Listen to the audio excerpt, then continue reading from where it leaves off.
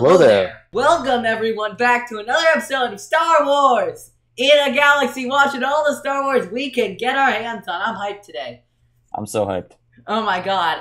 Well, first of all, we're recording this the day after our Meg Dowell interview came out, and boy oh boy has In a Galaxy been doing well. We have done like some of the best, like the day of Force Fest and the day and yesterday, basically, were two of our best days in a Galaxy history so far. For people seeing our podcast, following us on Twitter, all of that. So if you're listening and you're new to this, thanks for coming. We have a fun time here. We do some fun stuff. We watch a lot of Star Wars, and yeah, I'm Eli. I'm Jacob. And hoo boy, we got what did we watch this week, Jacob? What did we watch? Today we watched more of the Gennady Tartakovsky Clone Wars series from 2003. We watched around the 30th minute to the 60th minute. So we watched, that comes out to about a quarter of it, no? Yeah. Okay. We extended it a little bit. We were going to do 30 to 60, but then we realized that the final chapter had about a minute left to it, and it would be weird to pause right in the middle of it. Like the last time we paused right in the middle of one, but it was only like 1 minute in. But so we actually just watched chapter 2. We watched most of volume 2, actually. Most of volume 2, okay. There's actually one more chapter of volume 2 that we haven't watched that we'll watch next time. Oh, okay. And that one introduces General Grievous, who we don't see in this episode, unfortunately. Wow. But his arrival will be welcome, absolutely, by In a Galaxy. I can't wait for that. Yeah, it's gonna be great. So let's talk about let's get into this, and unless you have anything else to say, let's get into this. All right, we open in a space battle. Humongous space battle. Yeah, humongous. I assume it's near Geonosis because the Republic is fighting off a massive swarm of Geonosian starfighters. There's one scene in particular that I found pretty striking where Anakin Skywalker is flying, and then from behind him you see bearing down on him literally 2 to 3 dozen starfighters. I will say again, and we've said this about Clone Wars before, the scale is always massive. Yeah, that's something. The motto when producing Clone Wars was, "Why have 10 when you can have 100?"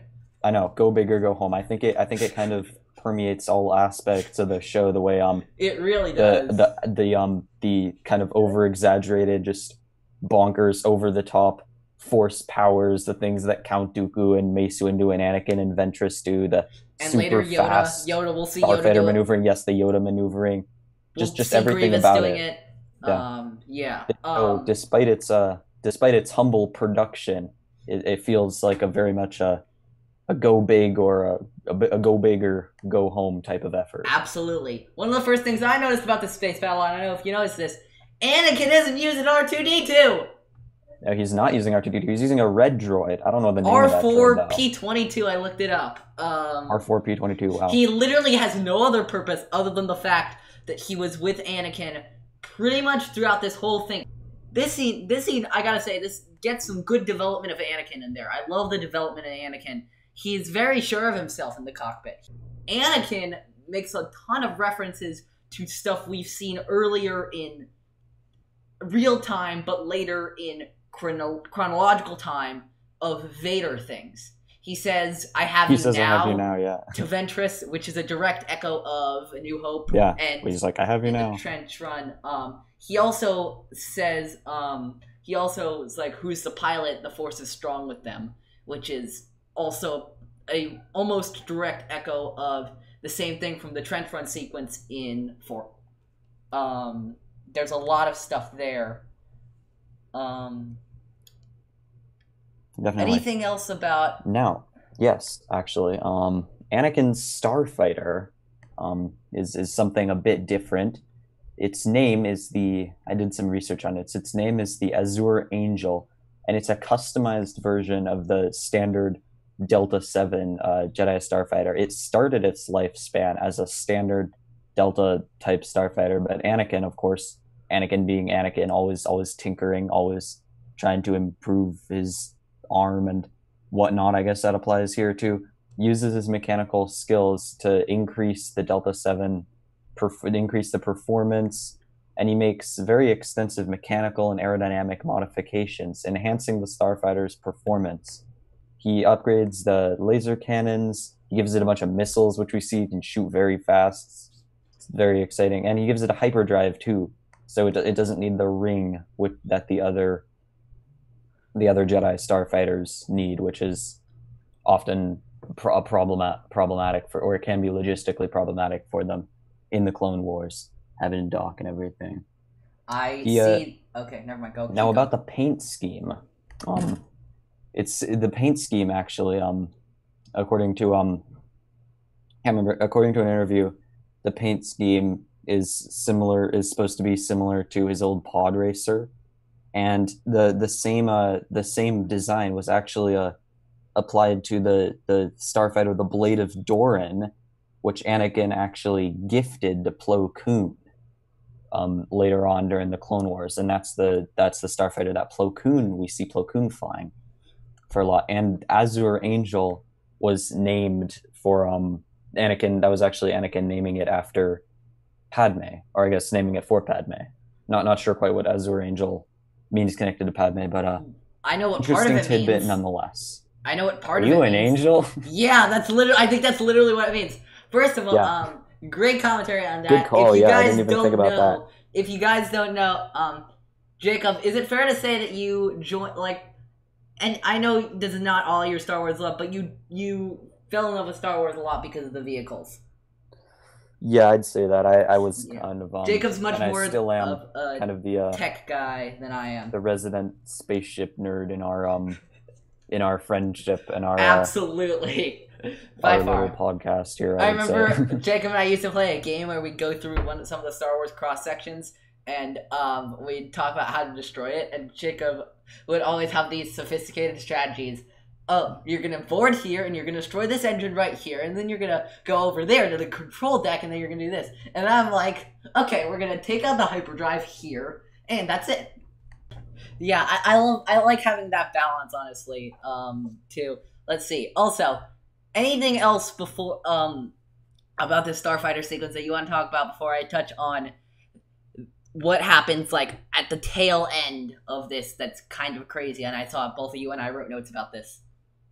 Oh, another couple of things that I found interesting. Some of Anakin, I just noticed off quickly, Anakin's starfighter noises are recycled speeder noises, which I think is kind of cool. Taking something already existing, probably because they're limited resources and because they're just working with what they could, and it turned out pretty cool though. Definitely a neat. They reuse quite a bit of the music too, yeah, they reuse a lot of things, but they turn it into something new too, which is really awesome. They really stretch their resources very far, and it's apparent in how well the show is put together and how well it's executed. But what I really found interesting, and what I couldn't quite find a lot of information on in my research, is Anakin saying, track the angle of Ventress's yes, I was about to talk about jumps. that. I was about to drop that. So right, I actually looked this up too. I looked this up too. Jacob just mentioned it, but so this is prototype Last Jedi stuff, you know. In Last Jedi, one of the main plot points is about the First Order tracking the Resistance through hyperspace. And it was my shock to find that in Clone Wars, and of course Jacob's too, he just mentioned it, that they were doing basically the same thing. I mean, it's Legends, so it doesn't really count anymore, but in the same way, here's what I mean. Of course, however much you want Legends to count, of course it counts for you.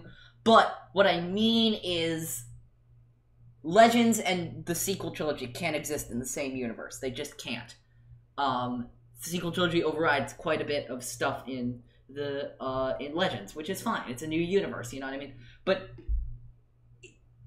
even so, Jacob pointed out, I saw this thing in your notes, it's yeah, the rebellion, not the rebellion, the Empire in trying to destroy the rebellion could have used this so many freaking times. Yeah, it's interesting that just the idea of having the angle, just the angle and the bearings and the coordinate of where they jumped to, what angle would be enough to track them. And did you notice that so Anakin tracked Ventress, and then Yeah. Obi-Wan somehow tracked Anakin. I guess the Like, Anakin how was did that close work? enough.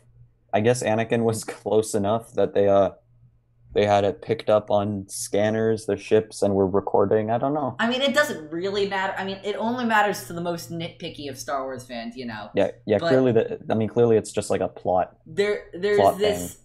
there's a thing that I've heard a bunch of Star Wars people talk about, including the two people that come to mind when I'm thinking of this are Ken Napzok of ForceCenter and Diaz of Ahch-To Radio. They talk about Star Wars being more about the why than the how. Why Yeah, I think that's a good. Why stuff is more important than how stuff works. In terms of watching Star Wars for the best viewing experience, and I highly agree with that. This is Jacob and I nerding out over hyperspace tracking statistics. It doesn't really matter. It takes that's the other thing. When I'm watching Star Wars movies, my thing is how much when something bothers me, I logistically think, how many seconds does this bother me? This happens for 10 seconds. You know, it's a blip. Yeah, it's not really something it's not substantial. It's not something that you're supposed to be thinking about, I guess. It's really but not. It's interesting But this is what nonetheless we do. to compare the ways that hyperspace work, I guess, in Legends and in this part of Legends and then in the canon. Yeah. So that's that sequence. Also, I forgot to mention before we go on, Obi-Wan has a bad feeling about this. Yep, Obi-Wan has a bad feeling about this, which I love. So next two segments of Clone Wars, next two chapters of Clone Wars, center on Dantooine, and Jedi Master Mace Windu. And I gotta say, I don't know if it's just me, and you might think I'm crazy about that. I mean, you know me, I already don't like Mace Windu that much. But just for a bunch of logistical things that really stack up for me, this is the only Clone Wars sequence that I've watched so far that I found myself actively disliking. Really? Wow. Yeah, I thought for me, personally, this was one of my favorite parts. I just thought he absolutely snapped. He had I thought that was one of the coolest combat scenes ever. The part where it was just so creative, the different ways they had him taking apart the battle droids. Yeah. I mean, it wasn't terrible. It's just terrible. I didn't enjoy it as much for a bunch of things. So first, there are two things about this sequence we gotta talk about. First of all, we gotta talk about that tank. The giant floaty. The seismic tank. It's called the seismic tank. It's actually, believe it or not, I researched this because you know me, I'm that guy. I researched the seismic tank. It's actually supposed to be used for mining. It's supposed to be used to pull ores and minerals out of a planet for easy access for miners and profiteers and companies to do that with. Well, it's not supposed to be used for combat.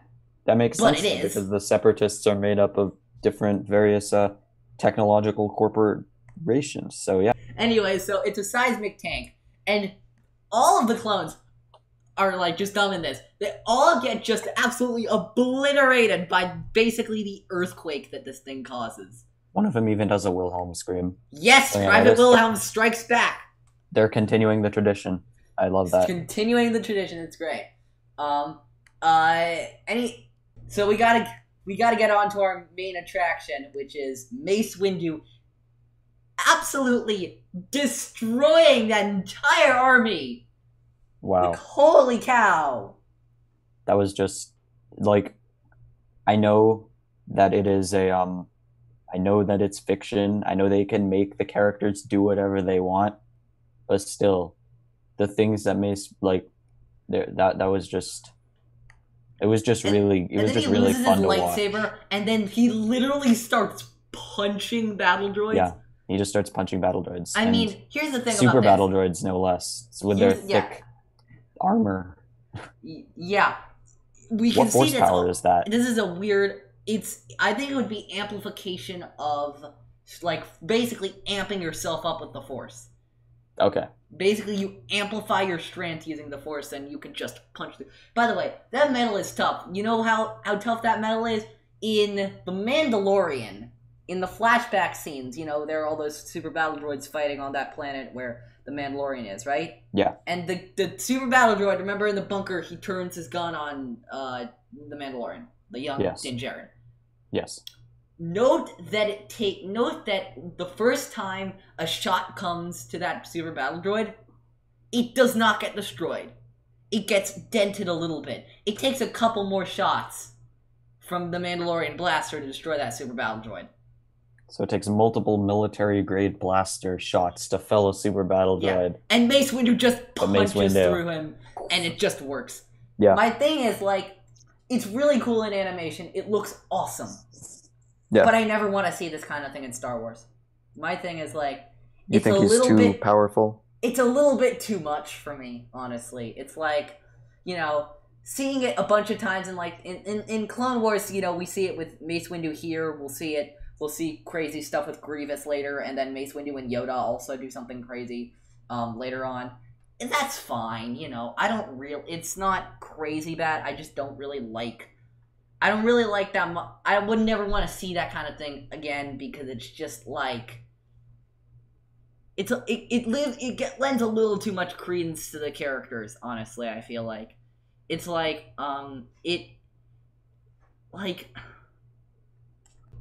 Yoda, it's very impressive when Yoda in Ambush, remember Ambush, when he takes out the AT, like, with no effort at all? Yeah. That's on Rugosa. On Rugosa. He takes out the AT tank with no effort at all. Yeah, and he's basically just stomping.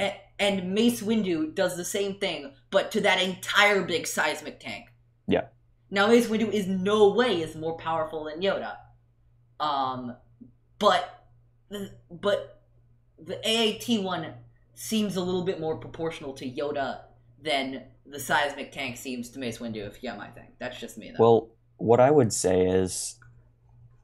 I would say that one thing I like about what I like about Clone Wars for this is that these crazy, over-the-top, kind of exaggerated feeling battle and fight scenes, they would be incongruous in the other shows. They would be incongruous in the movies. You couldn't do it in live action. But they work. They work in this format. They work in it because that's kind of the feel of the show. It's a little bit cartoony. It's a little bit, dare I say, cheesy. But it works, and I like it for that. I really do. The thing I like about this is the thing I like about Clone Wars, in my opinion, is like, you know, there's this feel about Legends at Lucasfilm right now that Legends are the stories that canon characters tell around a campfire.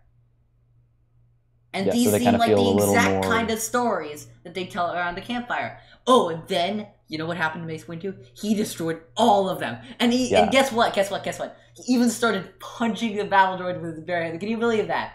That's a great point, yeah. Definitely feels a little bit, it feels a little bit more It feels outlandish. larger than life. I like the outlandishness of it, honestly. Yeah. This is Ilum's first canonical appearance, I'm pretty sure. Really? I mean, like, not canonical because Legend now, but, like, in everything we've watched, yeah, I think it is. Both timeline-wise and real world-wise. I don't think we saw Ilum before 2004, this would be. So this is our first introduction to Ilum in any form of Star Wars media? I'm pretty sure. Wow. And chronologically, we haven't seen Ilum up to this point. Yeah. Who are the two Jedi we see on Ilum? We see, of course, Luminar and Dooley. And Barriss Offee, the dynamic duo. Offee. Even though Barriss Offee eventually sets off a bomb in the hangar, but we're not going to talk about that right now. And then we get the mantra. We get to see the but before we get there, we just get to see the I can't remember exactly how, because I am the heart of the crystal is the heart of the blade is the heart of this, you know, is that sort of canon thing. Now? Because it's in the Jedi Path book. That's Legends though. Yeah, so did the Jedi Path book actually take it from this then? Because the Jedi Path book was published afterwards. Wow, I'm gonna look. I'm actually gonna look right now. It's interesting also the way we can see during this scene, the way the lightsaber is constructed. There seems to be some kind of a glass enclosure or a clear enclosure around the crystal. The crystal is the heart of the later blade. The heart is the crystal of the Jedi. The Jedi is the crystal of the Force. The Force is the blade of the heart. Wow. It's That's very deep. Jedi Code-esque, honestly. It's deep. Yeah. It is very deep. What else do we got? Let's see. Oh yeah, so then they get attacked by, they're called chameleon droids, but I wrote them down as invisible droids. Chameleon droids, so they don't actually go invisible, they actually act sort of like chameleons? Yes, basically. Wow. I mean, they look pretty invisible, but that's cool. And they get attacked by those, and Yoda eventually gets those. And then we actually find Yoda, and he's like, hey guys, there's Jedi are in danger, and we gotta go and rescue them. And who are the guys he's with? Padme and Panaka. Typho.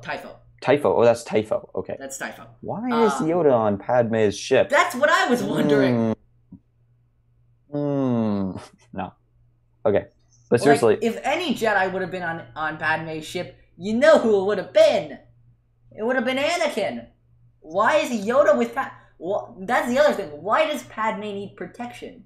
Maybe she was going to some diplomatic event and Yoda needed to be there too as the head of the Jedi. Who knows?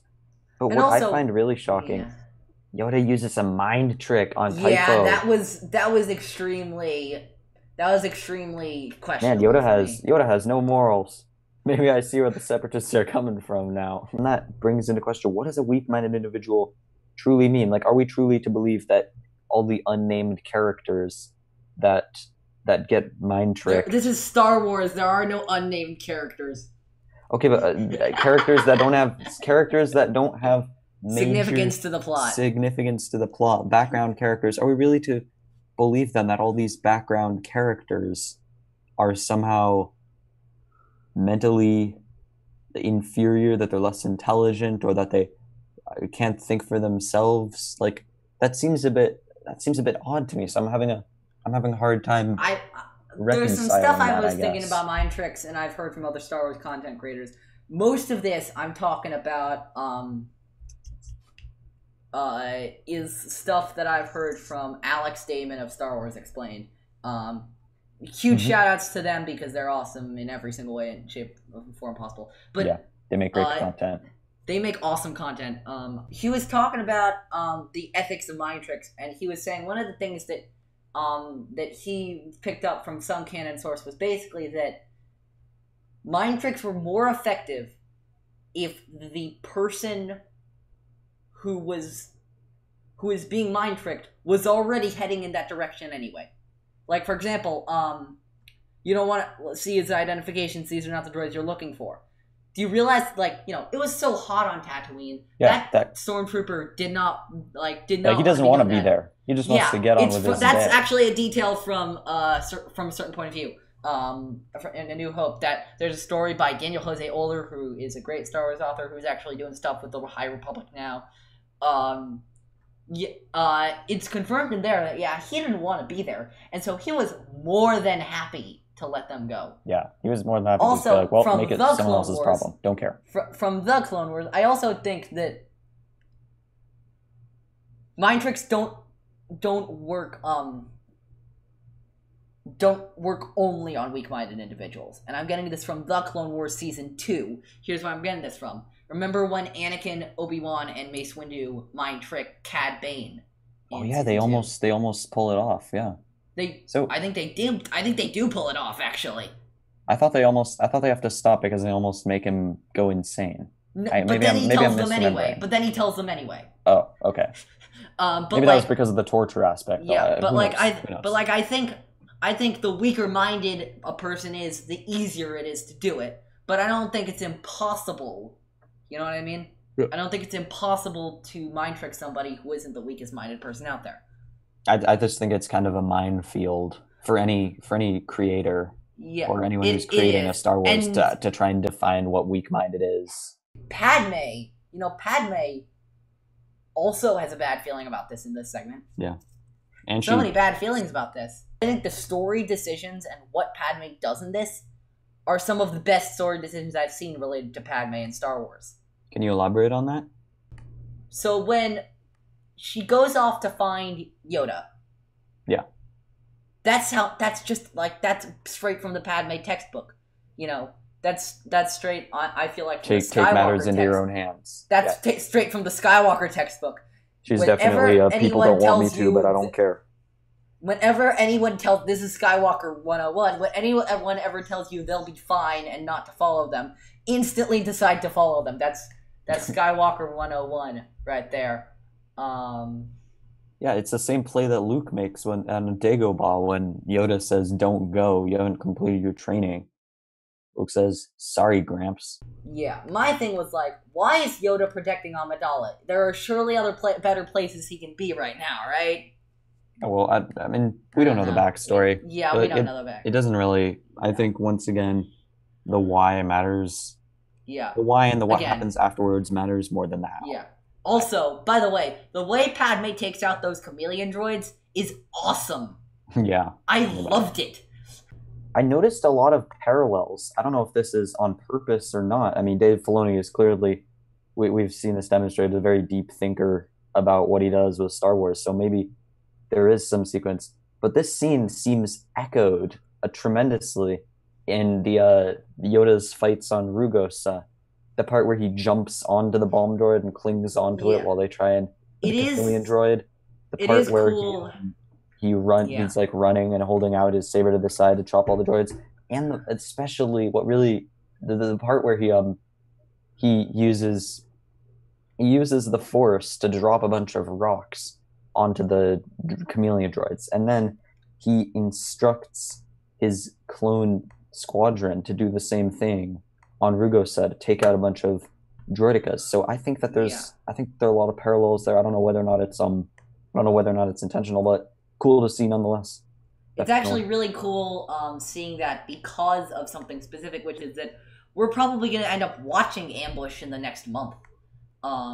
We're starting the Clone Wars pretty soon, and Ambush is one of the first episodes chronologically in there. So let's get to the main attraction, shall we? Yeah. Anakin tracks Ventress to Yavin 4, which is, by the way, the first first appearance in a galaxy of Yavin 4, which will later be used. The Great Masasi Temple that we kind of see in the background will later be used as the Rebel base in Star Wars Rebels, Rogue One, and of course, A New Hope. Now, are the Masasi, is that related to the Sith? They were allies with the Sith 4,000 years before the Battle of Yavin with the great Sith Lord Exar Kun in Legends. Oh, yeah. But they all kind of died, I think. They died out on Yavin 4 after, I think, building that temple and encasing Exar Kun. Dang, rip. Rip Masasi. Yeah. Did you notice that Anakin's outfit when he's searching for Ventress looks suspiciously like the outfit he wears when he sacks the Jedi Temple with the clones? I didn't notice that, but it would make sense given that this battle is trying to emphasize Anakin's descent towards the dark side. It makes it even more genius because it's before Revenge of the Sith. Was Tartakovsky in on what was going to happen in Revenge of the Sith when they were making this? I'd imagine a little bit. I'd imagine quite a bit, actually, because of one thing. General Grievous. Grievous. Wait, you're right. Grievous appeared in Clone Wars and in the comics before and in the books before he appeared in Revenge of the Sith. Wasn't he actually? I don't know if this is canon or not. I don't know if this is canon or Legends, but wasn't he supposed to have been running around in the Geonosian catacombs during the first battle of Geonosis? That has actually been made canon. Wow. It started in Legends, but it's been made canon. Oh my gosh! Imagine being a clone. Imagine running around. We need a horror story. Dave Filoni, get on this. Make a horror story with Grievous. No, I don't want to have to watch. I don't want to have to watch a Star Wars horror movie. I hate horror movies, and I love Star Wars. Although I'm sure a lot of people would like that.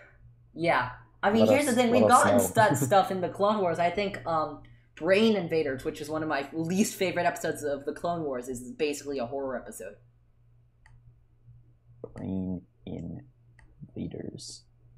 I don't know. You know the one with the worms? I guess. Yeah. Okay. Let's go. Let's by the way, one of the clones on Yavin emits another Wilhelm scream. Yeah, yeah, oh yeah, that's right. That's Yeah. when he's getting dragged around. Ventress is using the Force to beat up the clones. Yeah. That was crazy.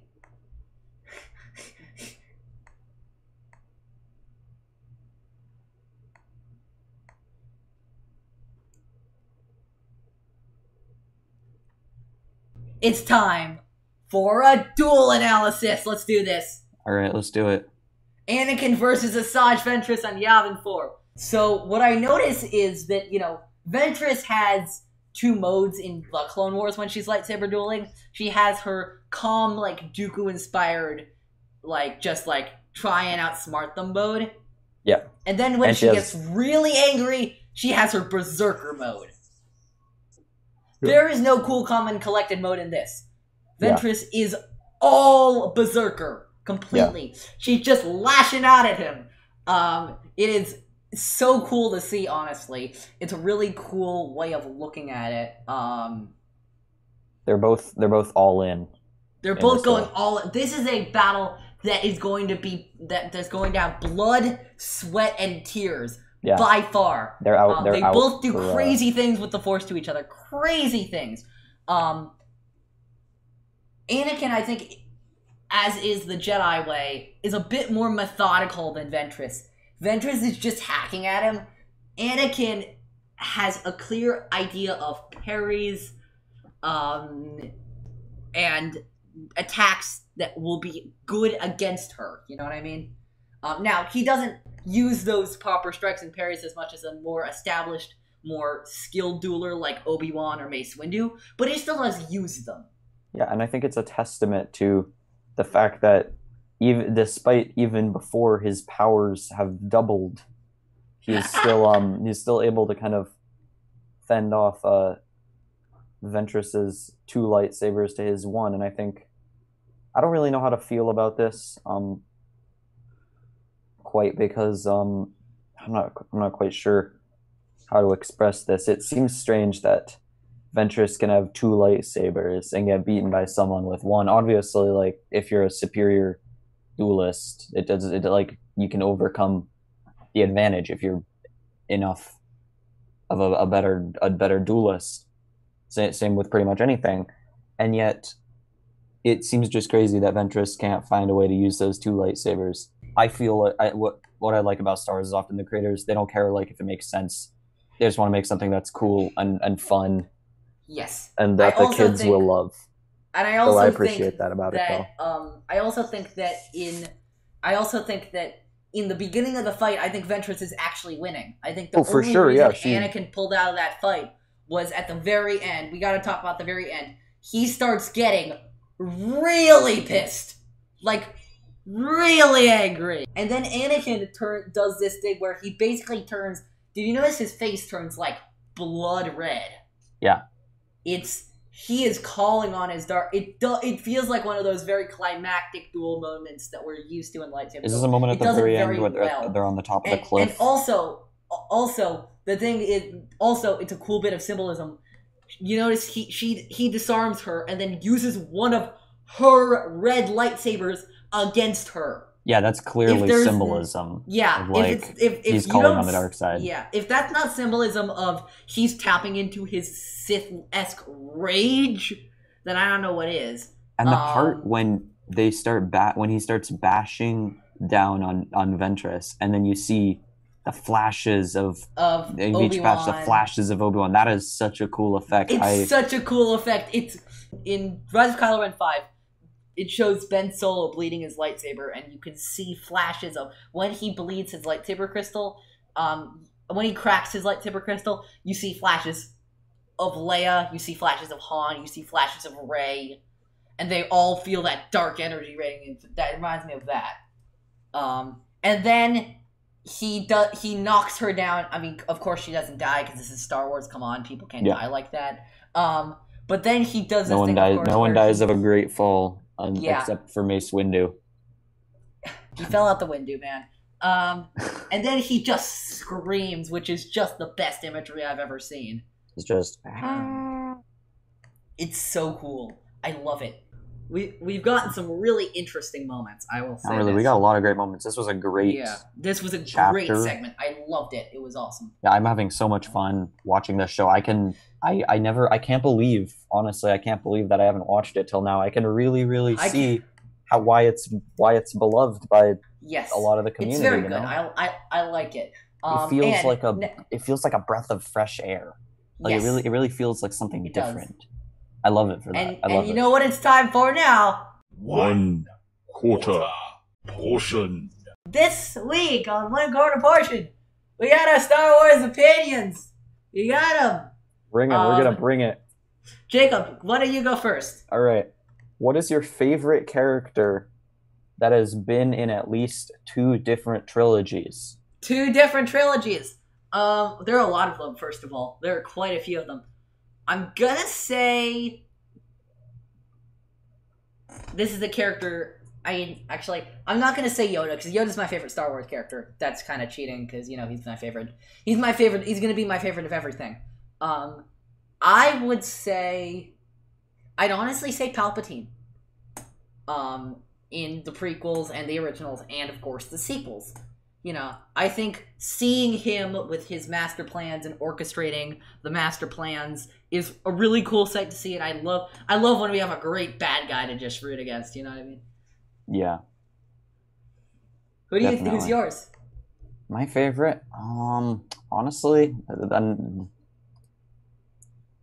ObiWan Kenobi. I don't know. Hello there. I've really grown to appreciate Obi-Wan more. And Obi-Wan's in 3 trilogies too. Obi-Wan's in 3 trilogies. I just like that. He's Obi-Wan. You don't need to justify why you like Obi-Wan. He's Obi-Wan. I like the way Alec Guinness, especially. I think Ewan McGregor gets a lot of love, but I think someone that needs to get a little more love is Alec Guinness. He was the original person. I just think he did a really great job of kind of setting up that role and how Obi-Wan was in that period of his life. Even though he didn't know really what was fully going to happen, he did a really great job of getting the mentor, the friendly, wise grandpa, and I don't know. Yeah. Okay, my first question. I don't know if you know this. The day we're recording this, September 12th, is National Video Game Day, apparently. Really? Yes. So I'm going to ask you, Jacob, please tell me and design right now your ideal Star Wars video game. Go. My ideal Star Wars video game. Wow. Ooh, that's tough. Ideal Star Wars video game. I'm thinking maybe something like... Oh, sorry about that. There was some noise in the background for a second. Don't worry about it. We're good. Maybe something like... I don't want to... I mean, I love all the Battlefront games, the original ones and the new ones. So I think maybe another shooter game. I don't know. It's hard to say. I think though I would go for like maybe like a co-op bounty hunting type game where you team up with like split screen online or whatever and be like have a bounty hunter and use different gear and whatnot and go around and try and work together in a shooter format, but with kind of having to work together and use your wits to track down and like find clues to track down the bounty. And you could go to different planets. I think that would be pretty fun. Game? And there could be like a career mode. I don't know, like a story mode, like FIFA or something, where you can like you have your bounty hunter and you start at the beginning, and then you have to. The first mission maybe would be passing the bounty hunt, the initiation trials. So basically, like Bounty Hunter, but better. Like Bounty Hunter, but different, sort of. Yeah. Okay, that's a really interesting idea. I gotta say, I love that idea. I was just posting about this on Twitter this morning. Actually, I want KOTOR style gameplay, but I want it for the 9 Saga movies. And I want it to be a little more open world. This is what I think would be cool. So we have our KOTOR style gameplay, This choices you make influence the direction of the story. But I want this to go high infinities. Like, I want you to see what would happen in the story creator's mind. I want people to be able to make the decision, like, oh, Luke will join the dark side in 6. I want people to be able to make the decision, oh, Rey will join Kylo at the end of 8. And Reylo will happen a movie early.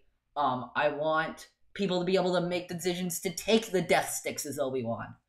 Oh my gosh! Imagine having to go around. Imagine what if there was a whole level about going back to the Jedi Temple and having to attend a council meeting without letting on that you're high on Death Sticks. Without letting I on want that you're.